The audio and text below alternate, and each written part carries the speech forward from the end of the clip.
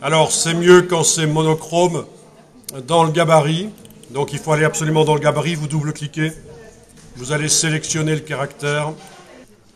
Alors, comme couleur du caractère, quand il est sélectionné, là, vous avez donc bien le bouton T enclenché dans la palette des outils et vous choisissez dans le nuancier la couleur papier, par exemple. Voilà, couleur papier. Bien, comme ça, c'est monochrome. C'est bien. Alors, je fais une petite parenthèse pour ce qui était arrivé à toi. Le caractère n'apparaissait pas du tout, on n'y arrivait pas. Donc, ce qu'on a fait, c'est sélectionner le bloc avec la flèche noire, aller dans la palette style de paragraphe, menu texte, style de paragraphe, faire Alt-clic sur le paragraphe standard pour le réappliquer.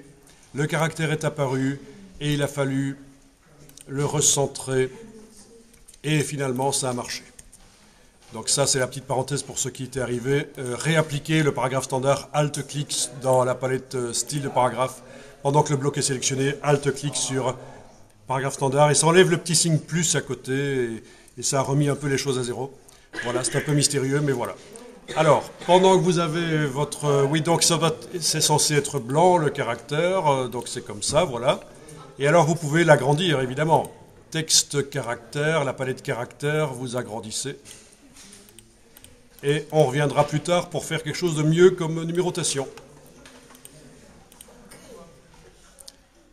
On va juste pouvoir le redimensionner maintenant. Parce qu'il est fort grand. Donc on va redimensionner le bloc et son caractère à l'intérieur. Avec, il doit être sélectionné, le bloc, voilà, il doit être sélectionné. Et avec l'outil de transformation, on va pouvoir transformer la dimension du bloc et du contenu. Voilà, avec la touche Shift. Et on peut le faire plus petit. Et on est obligé d'avoir un bloc, on peut pas juste laisser... Ça, le design, on y reviendra plus tard. Il y a plein de possibilités. Oui, on peut évidemment faire un bloc à fond transparent et un caractère qui a une couleur.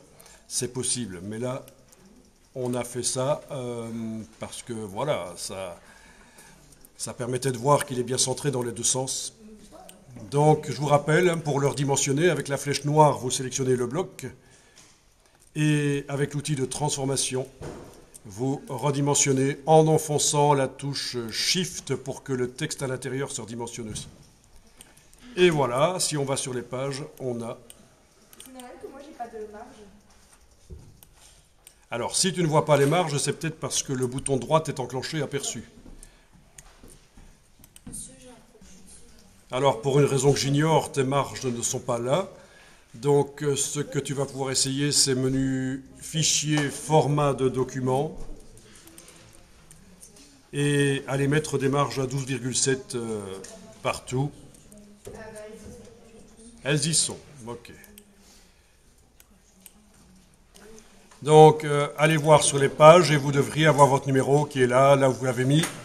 Voilà, c'est le principe et il arrivera toujours au-dessus de ce qui se trouve sur la page parce que dans les calques, on l'a mis sur un calque qui s'appelle numérotation et qui est tout au-dessus. Ça, c'est l'astuce.